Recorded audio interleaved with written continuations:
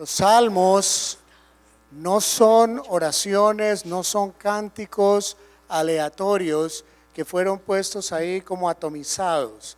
Los salmos tienen una secuencia, tienen una razón de ser, tienen detrás de cada uno de ellos, todos y cada uno de los 150 salmos tienen al ungido y al Señor Jesucristo ahí atrás. Habíamos visto en el Salmo número 1, buenos y malos, escarnecedores y quien sí confía en la palabra del Señor. Salmo número 2, vimos esa gran conspiración, cómo se atenta en esa gran conspiración hacia el ungido. Salmo número 3 y número 4 son salmos que tienen el mismo antecedente y salmos que nos están indicando cuál es nuestra actitud, cuál debe ser nuestra actitud para presentarnos delante del Señor y obtener lo que en ellos nos dice. Este Salmo 4 tiene una particularidad, casi todo el mundo lo conoce, y casi todo el mundo lo conoce, no el Salmo, sino un versículo del Salmo. El último versículo, este es otro de los salmos larguísimos, tiene 8 versículos. Y el último versículo del Salmo dice: en paz me acostaré y asimismo dormiré, porque solo tú, Señor, me haces vivir confiado. Todo el mundo lo sabe. Ese salmo es uno de los que más se usan y hasta están impresos en folleticos y en almanaques de panadería y todo, porque se supone que si yo lo digo, entonces automáticamente en una forma mágica yo voy a dormir tranquilo. Falso, eso no es cierto. Entonces hoy vamos a ver cuál es verdaderamente el contexto, el mensaje y nuestro acercamiento al Señor nuestro Dios, que viene del Salmo 3. Recuerden, en el Salmo 3 hay miles de enemigos y habíamos entendido que se refiere no a enemigos físicos, sino a tentaciones que debemos vencer. Y aquí en el Salmo 4 seguimos con la misma idea. Debió ser un salmo hermoso. La mayoría de las Biblias tienen un título, ese salmo, donde hay una palabra rara. ¿Qué palabra es esa?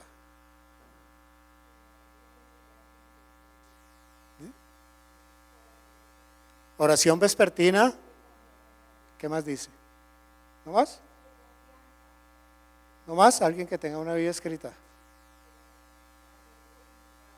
Al músico principal hay una palabreja. Mejilot. Quería hacer una simple referencia, debió ser hermoso, porque Mejilot se refiere a las cuerdas. Son instrumentos de cuerda. Este salmo en particular, imagínenselo, músico principal y solo cuerdas. Y arranca el salmo: respóndeme cuando clamo, oh Dios de mi justicia. Cuando estaba en angustia, tú me hiciste ensanchar. Ten misericordia de mí y oye mi oración. Hijos de los hombres, ¿hasta cuándo volveréis mi honra en infamia? Amaréis la vanidad y buscaréis la mentira. Selah. Sabed pues que Jehová ha escogido al piadoso para sí. Jehová oirá cuando yo a él clamare. Temblad y no pequéis. Meditad en vuestro corazón estando en vuestra cama y callad. Selah. Ofreced sacrificios de justicia y confiad en Jehová. Muchos son los que dicen: ¿quién nos mostrará el bien? Alza sobre nosotros, oh Jehová, la luz de tu rostro. Tú diste alegría a mi corazón, mayor que la de ellos cuando abundaba su grano y su mosto. En paz me acostaré y asimismo dormiré, porque solo tú, Jehová, me haces vivir confiado. Mis hermanos, todos queremos que Dios nos responda, pero también todos quieren que Dios les responda. Pero solo responde Dios ¿a quién? Al que está justificado. Solo responde el Dios de mi justicia. Salmo 4. ¿Quién es el Dios de mi justicia? Es Jesucristo. Jesucristo. Casi todo el mundo piensa que la justicia es una cosa que podemos conseguir todos nosotros con nuestros propios esfuerzos. Pero en esta congregación, en Presencia Viva, sabemos perfectamente que la justicia no es un concepto, no es un logro personal. Sabemos que la justicia es una persona, y no cualquier persona, sino, como dice en el segundo libro de Corintios, vamos a buscarlo, segundo libro de Corintios, capítulo 5, versículo 21, así sea en tu Biblia electrónica, no te quedes sin esta bendición. Segunda de Corintios 5, 21, al que no conoció pecado, por nosotros lo hizo pecado, para que nosotros fuésemos hechos justicia de Dios en él. Entonces, ¿quién es el Dios de mi justicia? El Señor Jesucristo. Él es la justicia. Jesucristo es nuestra justicia. Todos quieren que Dios responda, todos. Incluidos los incrédulos, se lo exigen cuando les sobreviene alguna circunstancia adversa, algo que no están dispuestos a enfrentar o que les angustia mucho. Una muerte cercana, una codicia de lo que no es suyo, una enfermedad dolorosa, la perspectiva de una ruina económica, etcétera. En estas situaciones, e incluso los que nunca creyeron, aquellos que se burlaron, aquellos que en el Salmo 2 están dentro de esa gran conspiración en contra del ungido, ahora resulta que claman desesperadamente a un Dios que nunca quisieron conocer, porque siempre pretendieron, y lo consiguieron, deliberadamente romper sus ligaduras y echar fuera de ellos con rabia sus cuerdas de las que habla el Salmo 2. Unas cuerdas de amor que lo único que pretenden es que Dios con ellas trae a Él para guiar al perdido, para que no se confunda y se pierda, valga la redundancia, en este mundo.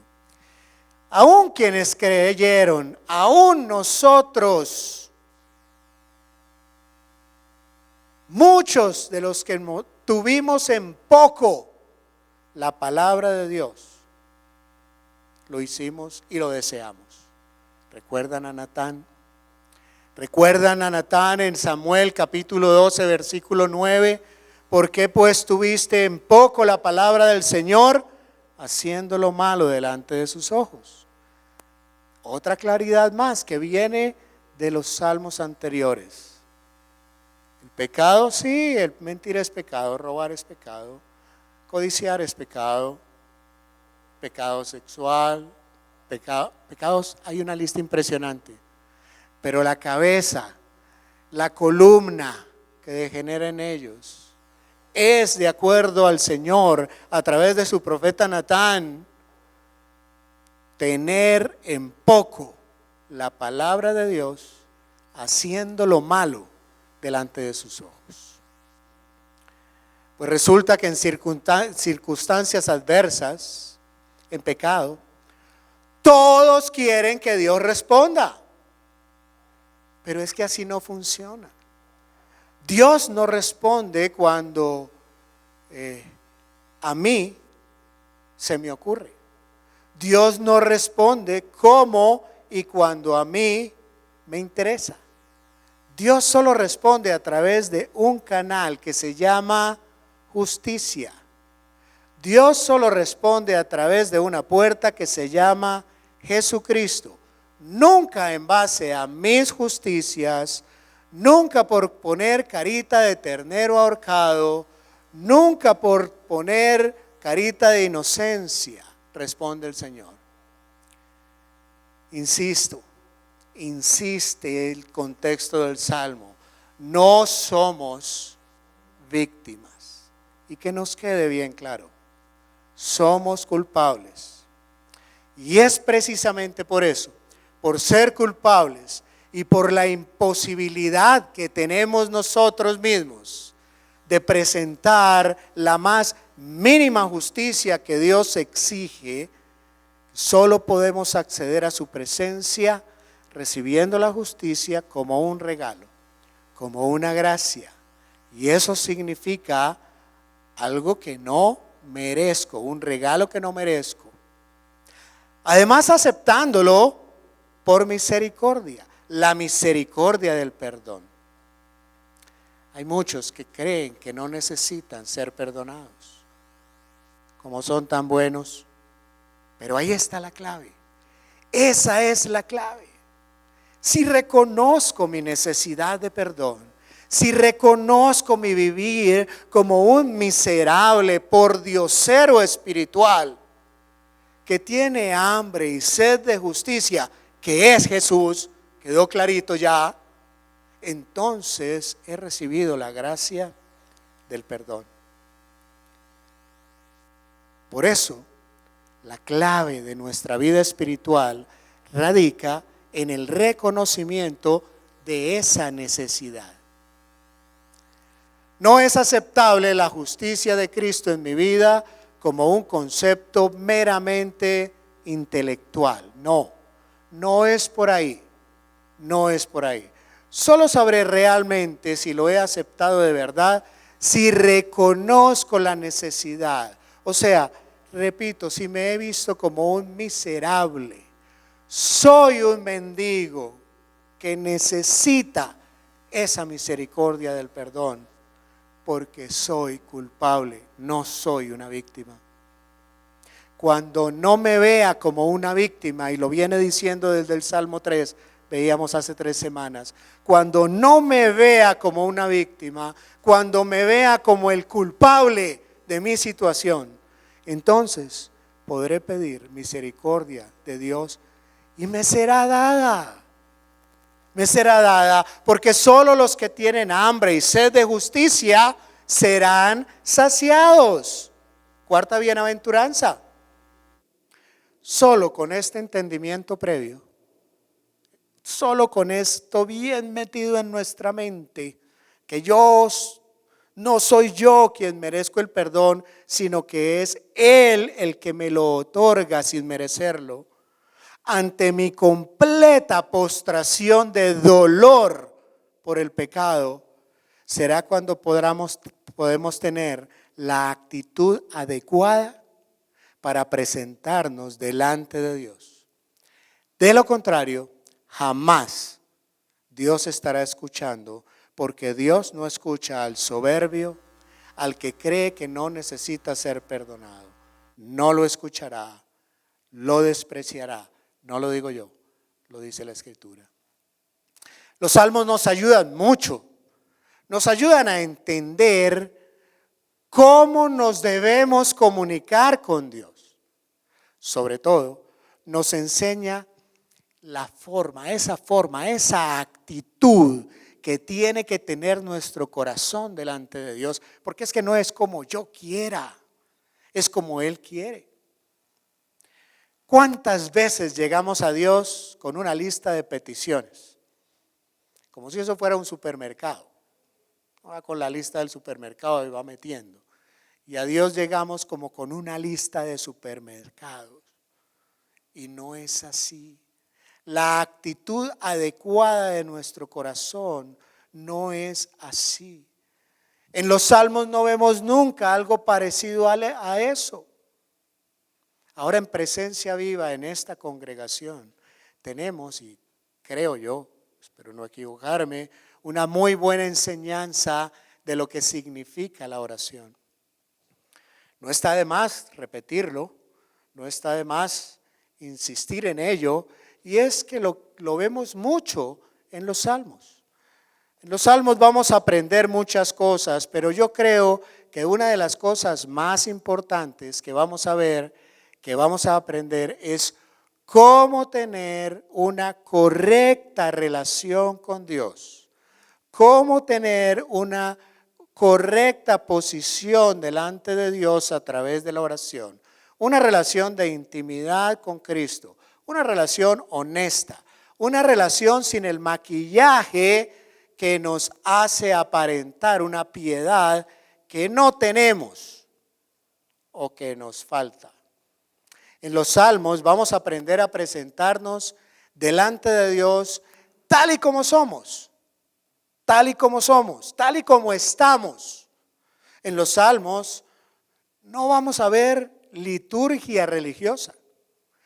Cada vez que leo los Salmos, lo que veo son corazones honestos, corazones sinceros que se presentan delante de Dios tal y como son, tal y como están.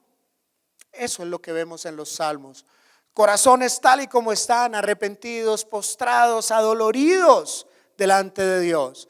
Y es que es la única manera de poder ser restaurado, presentarse tal y como estás.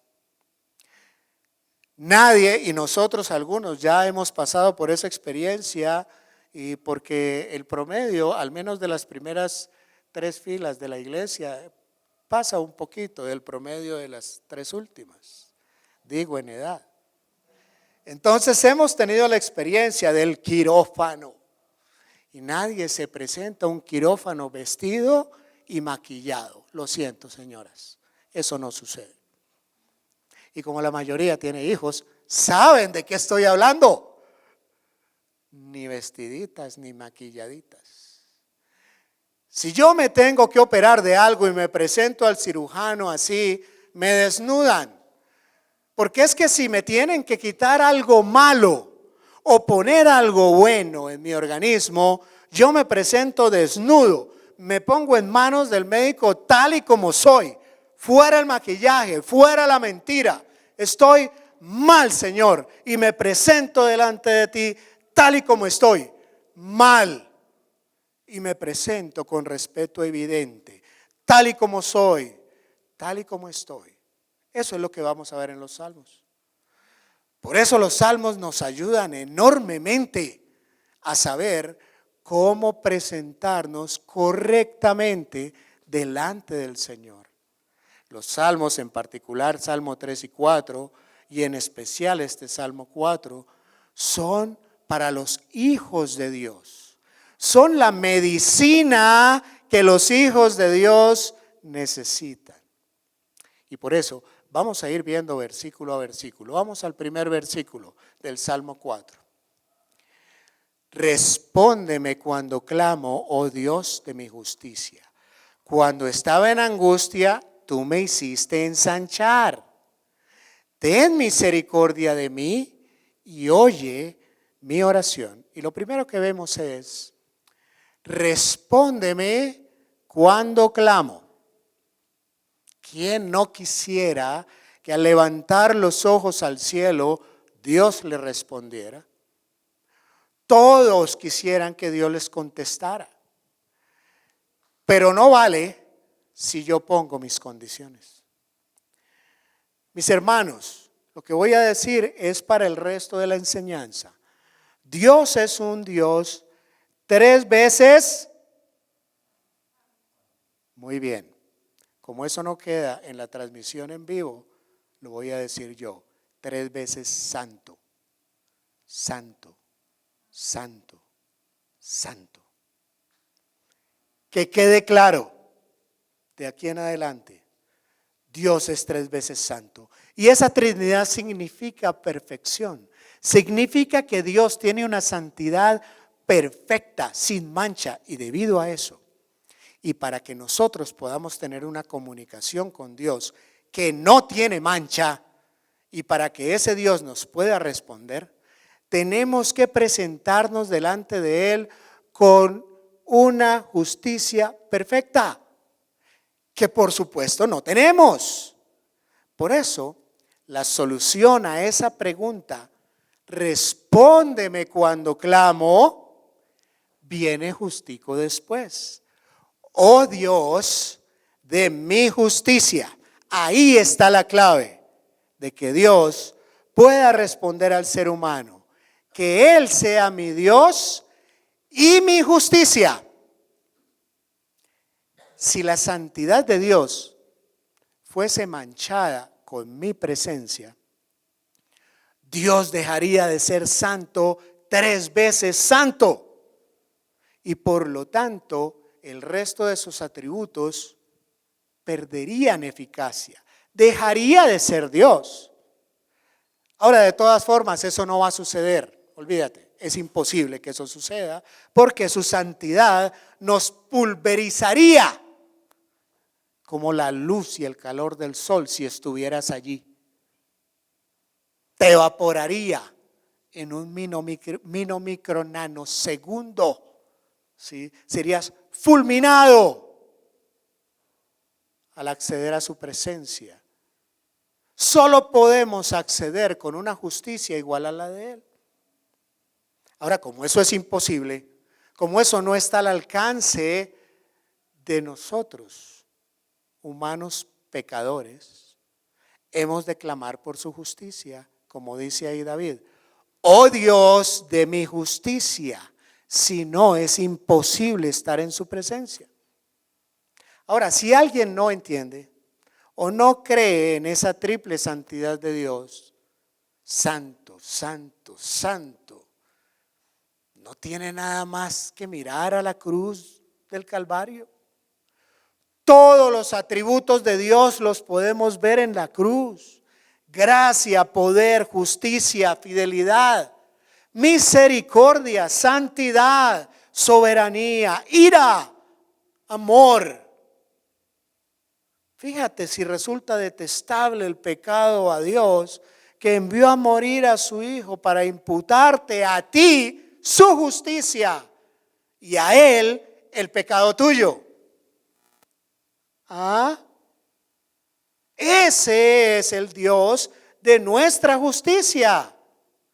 Porque entonces ahora podemos presentarnos delante de Dios, porque se nos ha imputado una justicia que no teníamos y que no teníamos forma de llegar a tener, que es la justicia de Dios, la justicia de Jesucristo.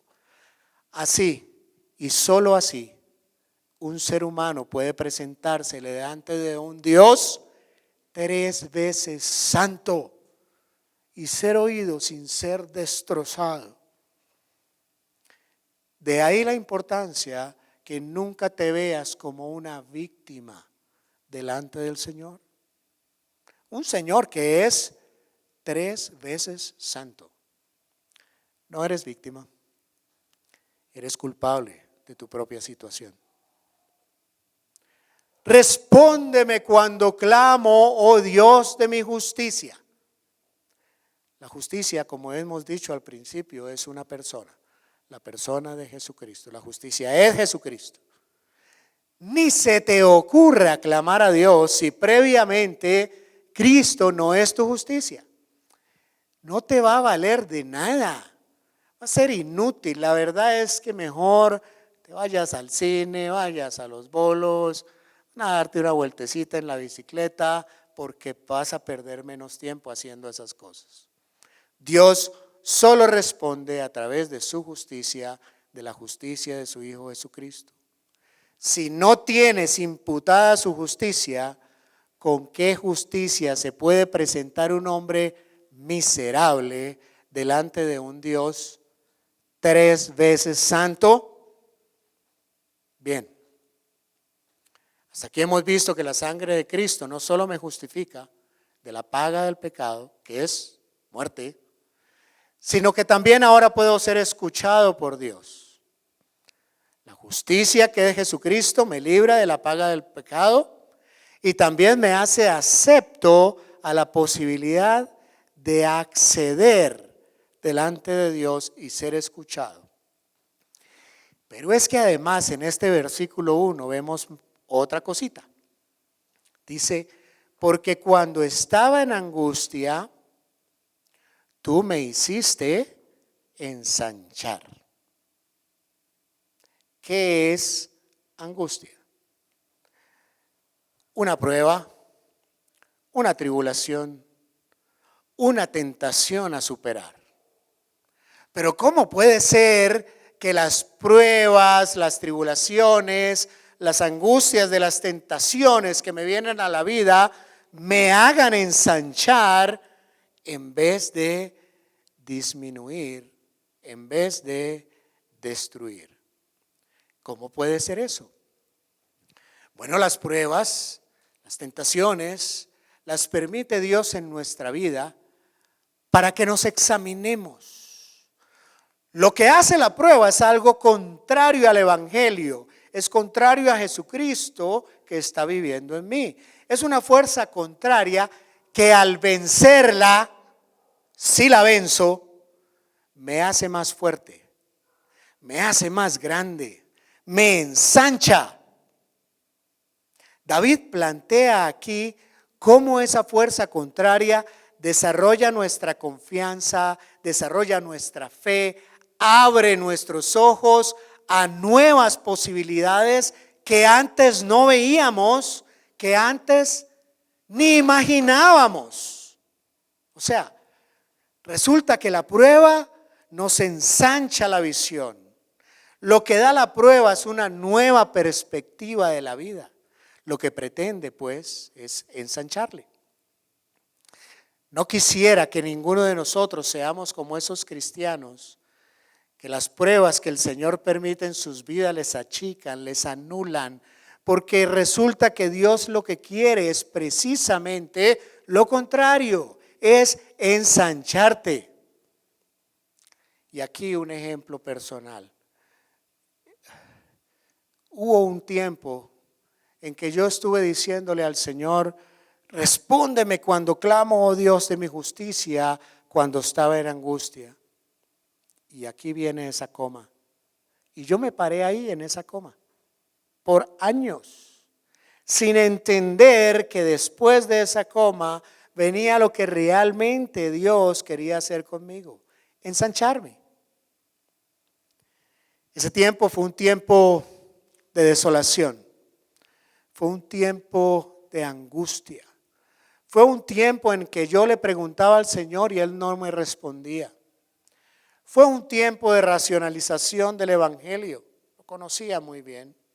Me servía para justificar mi pecado y por supuesto durante ese tiempo recibí en mí mismo un duro trato.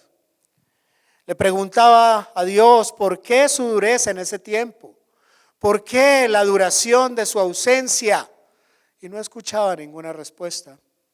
Pero no la escuchaba por la dureza de mi corazón, no la escuchaba porque solo me estaba escuchando a mí, y eso era porque solo estaba pensando en mí, en mi bienestar. Mis motivos para clamar a Dios eran equivocados. Pedía su bendición no para su gloria, sino para mi comodidad.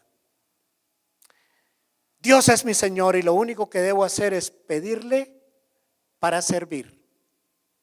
Y solo después de tener ese entendimiento y de decirle: está bien, Señor, reconozco, me arrepiento, te voy a obedecer. Pues bien, solo después de ese entendimiento y de la obediencia a ese entendimiento, el Señor me hizo ensanchar. Yo no estaría aquí parado en este púlpito hoy, sirviendo a la iglesia del Señor, sin esa durísima prueba que me hizo ensanchar. Por eso hoy yo también puedo decir como David, con toda autoridad y sin arrogancia, mis hermanos: Dios me hizo ensanchar, el Señor me hizo ensanchar. Por eso hoy yo puedo decir con toda autoridad como este salmo: cuando estaba en angustia, tú me hiciste ensanchar. Eso puede ser una locura para el mundo, inclusive para muchos de ustedes. Puede ser una locura. ¿Sí? Lo pueden mirar a uno como un bicho raro. Pero yo sé que el Señor, después de la prueba, de la angustia que produce el pecado, de vencer la tentación en la cual caí, me hizo ensanchar, Me hizo descubrir nuevas fronteras. Escucha muy bien lo que te voy a decir. Sigue siendo mi experiencia personal, pero está basada en este versículo. El diablo me tenía engañado, haciéndome pensar que yo dependía de las circunstancias. En mi caso particular, mi dependencia era de una relación pecaminosa. Y ningún hijo de Dios depende de las circunstancias, mucho menos cuando son pecaminosas. Depende de Dios. Y es que en las pruebas, en las tentaciones, es donde vamos a descubrir, si las pasamos, obviamente, que el Señor nos hace ensanchar. Si no la luchas y por lo tanto no la superas, ¿sabes qué va a pasar? Te vas a quedar como yo me quedé años en esa coma. Cuando veo que alguien no aprovecha la oportunidad de una prueba, una tentación, por dura que sea, afrontándola como una oportunidad que brinda el Señor para ser más fuerte y poder ensanchar su camino hacia otras oportunidades que de seguro Dios tiene para ofrecerte, sino que se hinca, se clava, como lo hice yo durante muchos años en ese victimismo de esta situación concreta. Me da pena porque me recuerdan a mí y a mi estupidez. Recuerda esto, te lo digo de nuevo. No eres una víctima. Al igual que el Salmo 3 que veíamos hace 3 semanas, si lees este salmo como una víctima, estás equivocado. Estás equivocado. A veces Dios permite la fricción, la angustia, para que te des cuenta que te puedes ensanchar hacia otro lugar que ni te imaginabas. En mi caso, para ser restituido como esposo, como padre y ministerialmente, y ni me lo imaginaba. Si alguien me lo hubiera dicho en esa época, créeme, yo me hubiera partido de la risa. No me lo imaginaba. Y resulta que Dios me quería llevar a fronteras diferentes, donde iba a tener conquistas maravillosas.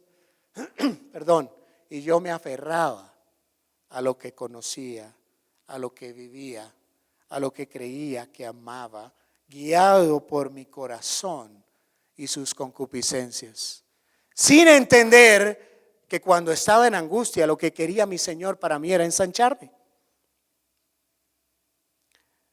Algo más en este versículo. Qué cantidad de cosas que el Señor nos habla en un versículo. Fíjate lo que dice también. Ten misericordia de mí y oye mi oración. La oración la oye el Señor por misericordia. No por lo que yo hago, no por mis obras, ni siquiera porque le esté dedicando mi vida a su servicio. Eso es un privilegio, definitivamente. Dios no me debe nada.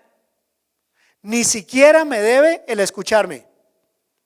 David no le está recordando a Dios en esta oración la cantidad de cosas que había hecho por Dios. Simplemente reconoce que le escucha por misericordia. Todo lo que tenemos es por misericordia. Que Dios nos escuche es en base a su justicia, que es Jesucristo, y por su misericordia. Cada vez más chiquitos. Versículo 2. Hijos de los hombres, ¿hasta cuándo volveréis mi honra en infamia? ¿Amaréis la vanidad y buscaréis la mentira? Selah. Quise dejar el Selah porque es una pausa. Jesús dijo, soy el camino, la verdad y la vida. Así que mi hermano, no busques la verdad por otro camino que no sea Jesús. Y eso es lo que hacen los hombres. Por eso la reflexión de David. O sea, La buscan y muchas veces lo hacemos por un camino que no es Jesús.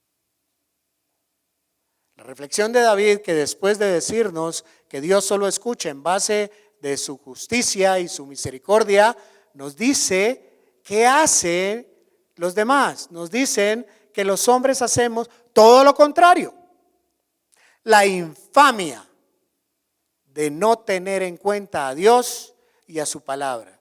La deshonra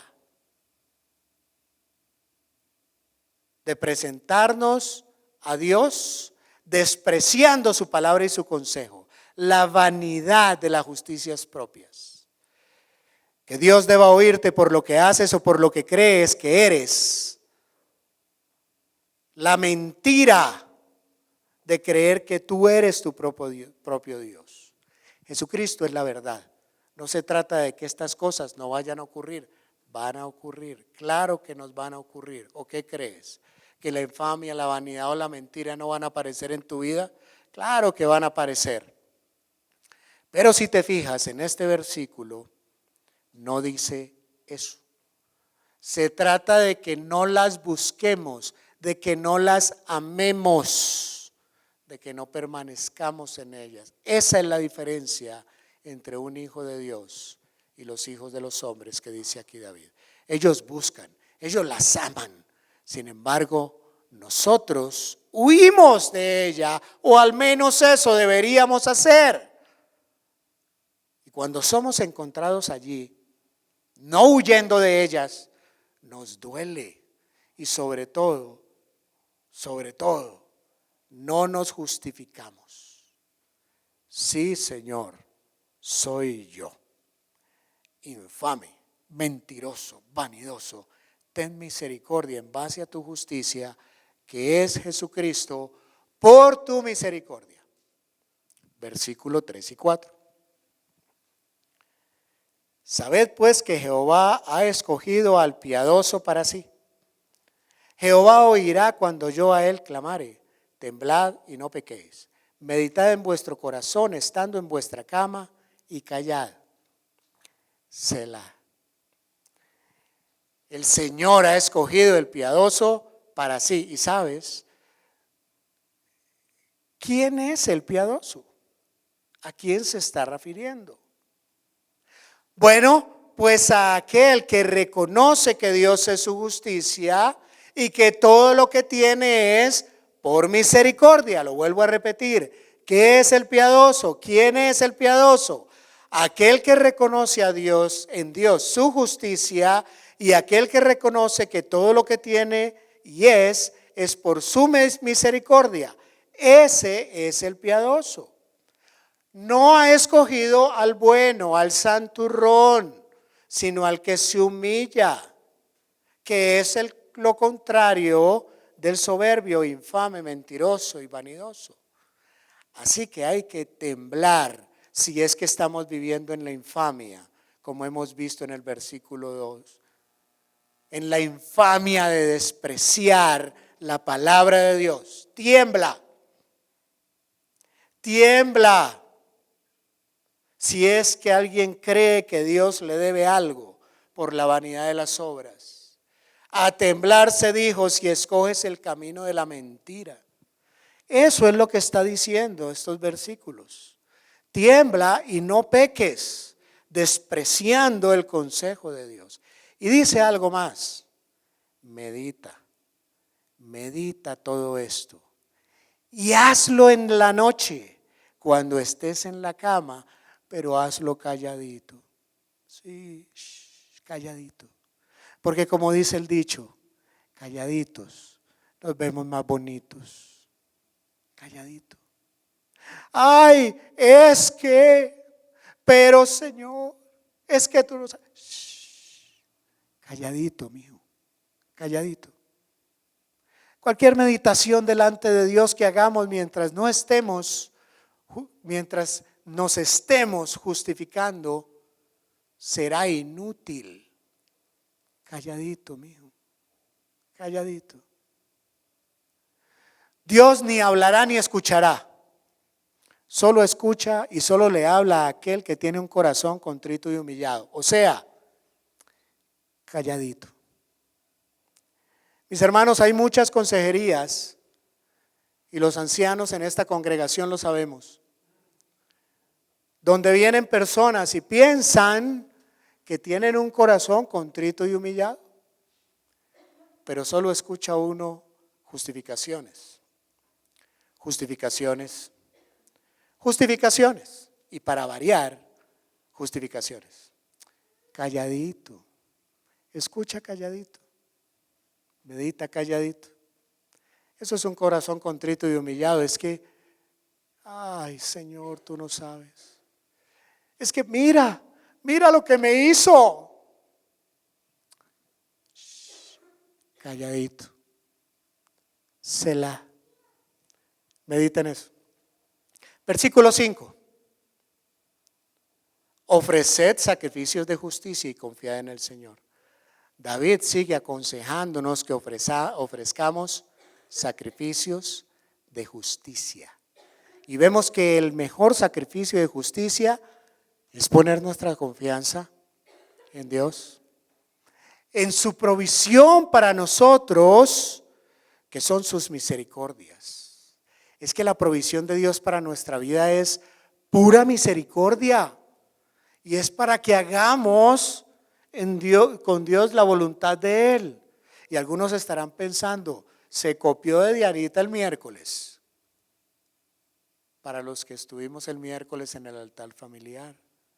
Porque significa que es el Señor el que nos da y se gloría en darnos.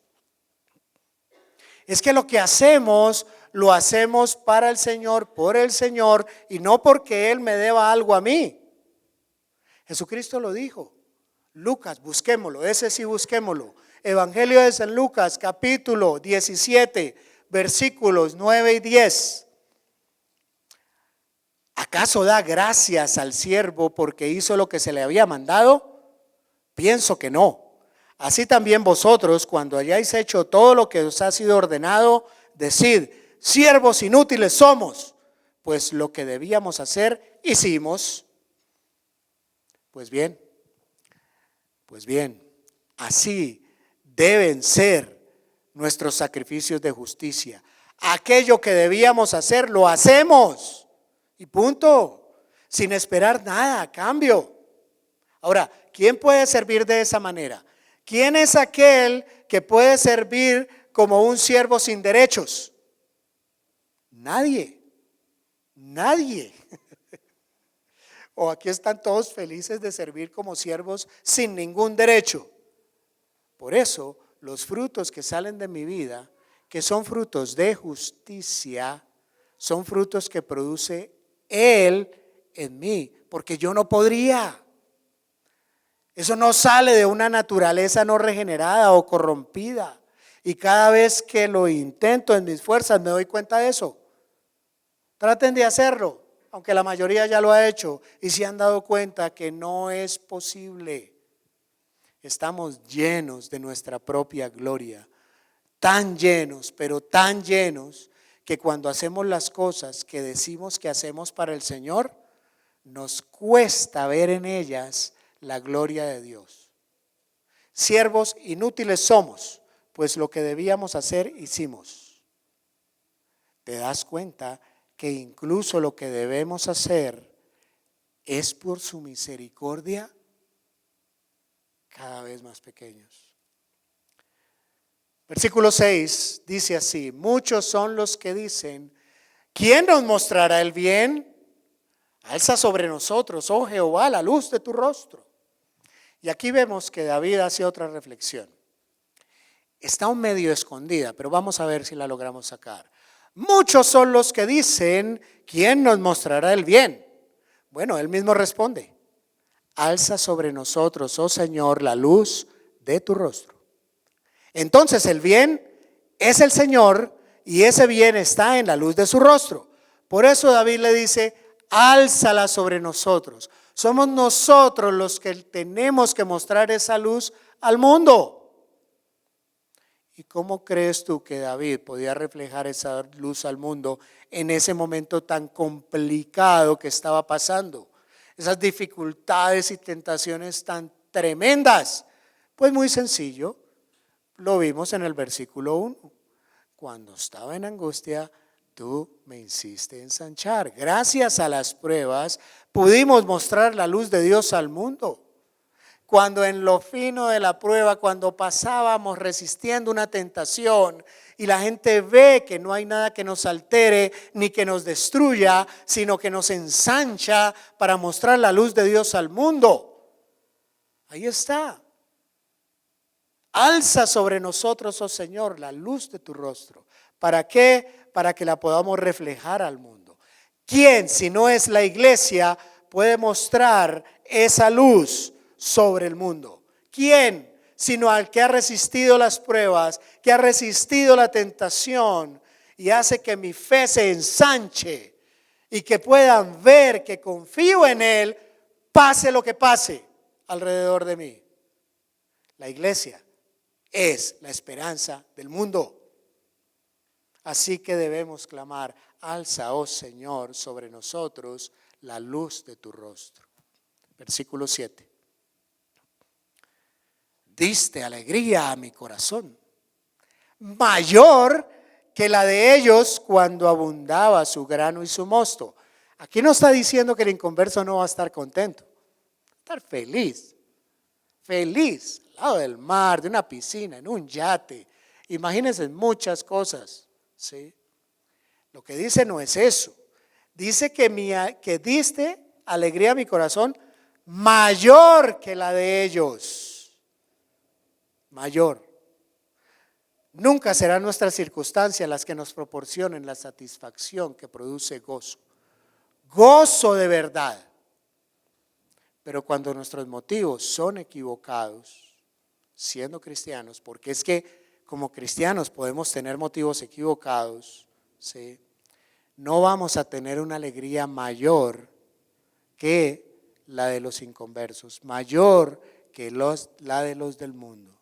Reflexionemos sobre esa situación si nos encontramos allí. Seamos honestos con Dios y con nosotros mismos y reconozcamos que tenemos motivos equivocados. Por eso predico hoy como predico, para que no te pase como a mí, para que no te quedes durante años parado en esa coma en la que yo me quedé, parado en motivos equivocados. Puede que fueras salvo y puede que seas salvo, y yo era salvo, pero no tenía el gozo de la salvación. Gracias a Dios fue cambiando mis motivos y hacerme descubrir que eran equivocados. Versículo 8. Ya estamos entrando entonces en los motivos correctos. Ya vamos a acertar en el blanco. Versículo 8. Ahora sí llegamos al que todo el mundo conoce. Pero fíjense todo lo que tiene que pasar para que este versículo 8 sí sea para ti. En paz me acostaré y asimismo dormiré, porque solo tú, Señor, me haces vivir confiado. La prueba, resistir la tentación, nos hace ensanchar. El propósito del ensanchamiento son nuevas fronteras por las cuales Dios quiere que pasemos, que no nos quedemos a vivir ahí en la coma, que podamos pasar el desierto y no quedarnos allí. Y es en ese momento cuando entendemos que podemos entrar en su descanso, que es este versículo 8. Por eso cuando entiendes este salmo en su verdadera dimensión, cuando lo lees de principio a fin, y no solo este versículo, es cuando puedes disfrutar del verdadero descanso que es Jesús. Solo entonces, cuando no te dominen las circunstancias a ti, sino que lo que te domine en tu vida sea el propósito de Dios, el que te ha establecido, solo entonces, cuando puedas decir con esa seguridad casi insultante: en paz me acostaré y asimismo dormiré, porque solo tú, Señor, me haces vivir confiado. Selah. Ese Selah no está ahí, ese Selah no viene ahí, yo lo he puesto ahí para una reflexión final. Por la noche, cuando te vayas a acostar, puedes leer este salmo como una oración vespertina. David lo canta así, David lo toca así, las cuerdas. Él está en angustia, pero sabe que esa aflicción lo va a ensanchar. Claro, si reconoce la justicia y la misericordia de Dios y rechaza la vanidad y la mentira. Por eso es que David por la noche eleva esta oración. Por eso es que David, además de descubrir el propósito que Dios tenía para él, que era ensancharle, consigue que la luz de su rostro resplandezca sobre él. Así que tú también haz como David. Por la noche, cuando te vayas a descansar, háblale a tu alma a través de este salmo y no dejes que tu mente quede cautiva por las circunstancias que te rodean. Recuerda lo que es la aflicción. Recuerda que es la aflicción. Recuerda lo que es la victoria sobre la tentación. Recuerda que allí, en esa victoria y en esa aflicción, es en donde el Señor quiere ensancharte. No te claves, no te quedes ahí. Mira más allá. Por la noche, cuando te vayas a acostar, reflexiona sobre esa prosperidad efímera, vanidosa, mentirosa de todos aquellos que, aunque les abunde el grano y el mosto, desprecian a Dios y a su palabra. Por eso, por la noche, ojalá esta misma noche, cuando te vayas a acostar, en lugar de quejarte a Dios, en lugar de quejarte a Dios y su palabra, en lugar de victimizarte, en lugar de seguirte quejándote, quédate calladito. Lo dice el Salmo, no lo digo yo. La verdadera prosperidad es estar viviendo en Él, porque Él es la vida, vida eterna, incluso aquí y ahora, mientras estamos viviendo en la tierra. Cuando esta noche te vayas a acostar, recuerda, también tienes que, en vez de estar quejándote a Dios, tienes que alabarle por todas esas cosas que no tienes tú, pero los demás sí. Una novia, un carro, una casa, un trabajo, todas ellas muy buenas, pero a lo único que te llevarán es a envidiar y a equivocarte. Por la noche, en vez de estar quejándote, calladito, pídele a Dios otra cosa que hemos visto en el Salmo. Pídele para poder ser reflejo de su gloria, reflejo de su luz en tu rostro y para que los demás puedan llegar a conocer a Cristo. Daniel capítulo 9, versículo 18, llévalo en tu corazón. Inclina, oh Dios mío, tu oído y oye. Abre tus ojos y mira nuestras desolaciones y la ciudad sobre la cual es invocado tu nombre, porque no elevamos nuestros ruegos a ti confiados en nuestras justicias, sino en tus muchas misericordias. Dios solo responde a través de su justicia y de sus muchas misericordias. Solo Cristo, mis hermanos. Toda la gloria sea a Dios. Amén. Pongámonos en pie. Padre misericordioso, gracias Señor. Gracias Dios mío porque nos has enseñado nuestra real y verdadera posición delante de ti para poder acceder a tu trono, Señor. Sé propicio. Gracias, oh Dios, Dios de mi justicia, Dios de nuestra justicia. Gracias Dios porque por tu Espíritu Santo podemos presentarnos desnudos, por dioseros, delante de ti, Señor, tal cual somos, tal cual estamos, humillados y desnudos, Señor, solamente en tu justicia, y tu misericordia. Escúchanos, oh Señor.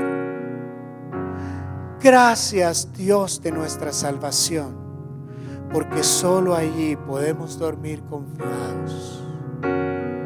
Señor Dios y Padre eterno, gracias, Señor, porque nos has permitido poder vivir confiados.